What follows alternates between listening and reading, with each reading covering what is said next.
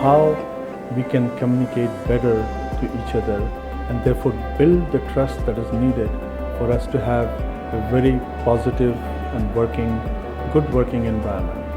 So a lot of our problems in the workplace are related to not having clear communication among students, among faculty, among students and faculty and their superiors, principals, other administrators and everything else.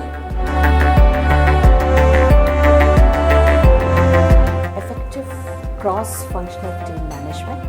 Now this is one of the most relevant topics regarding today's workplaces, whether it is government institutions or whether they are private institutions or NGOs or at your homes. This pertinent topic needs to be taken care of from the very beginning when we are into academics rather than learning it when we go into our jobs, and this will go a long way in managing various projects and making our workplace life more simpler and giving better results. Programmatic assessment.